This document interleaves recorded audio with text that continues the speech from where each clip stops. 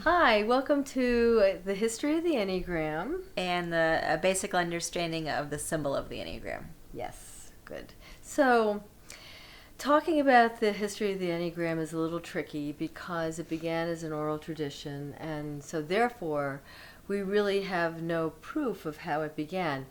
The symbol, the emblem, we can see in the temples in the East, so we know that it goes back very far.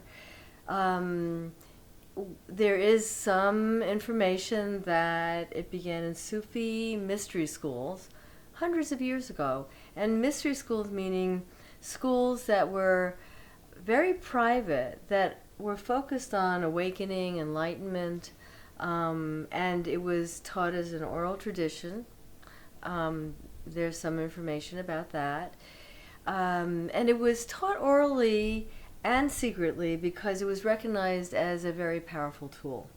And that if it was in the wrong hands, it might be used for judgment or for separation. And that's not what it was for. It was for awakening or enlightenment.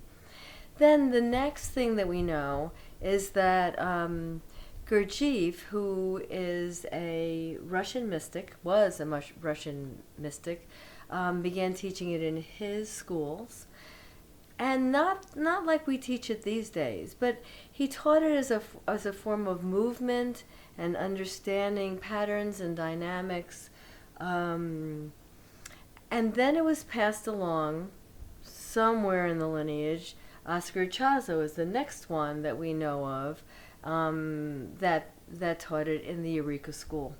And he brought to it more of a Western psychological understanding. He also taught it as just one small aspect of his entire teaching. Maybe not small, but just one aspect of his teaching. From Oscar, everybody else comes. Nerano, Almas, and if it isn't directly through Oscar, it's somehow connected to him. Helen Palmer, Riso Huston, and a little bit more removed, but all the major players. Yeah. Mm-hmm. And we're connected directly to him because Alyssa studied in his Eureka School. That's originally Right. how you got connected and then brought me into it. Right. That's true. So, Mm-hmm. I'll move into the symbol of the Enneagram. Yeah. Just basic understanding of it. So it's 3 sets of three triads. They each represent one center of the human being. The head triad, 5, 6, and 7. The heart triad, 2, 3, and 4. And the gut, core triad, 8, 9, and 1.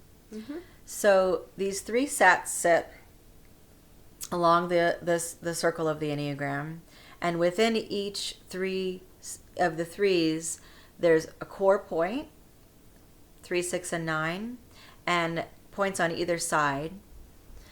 They are each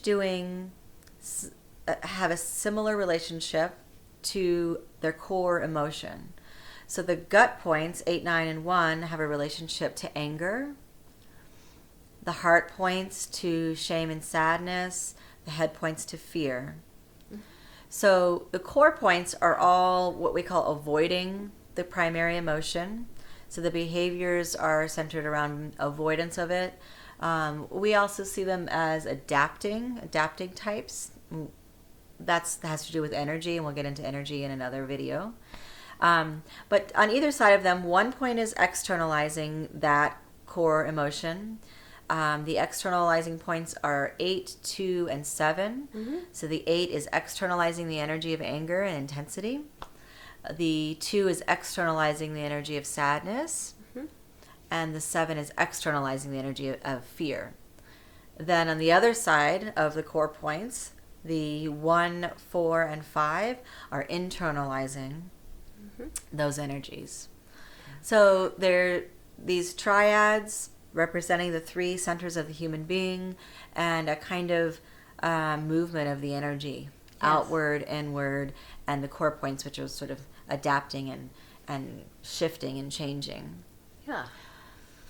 The lines of the Enneagram are significant. They're called movement, and so each point is connected through the lines of the Enneagram to two other points.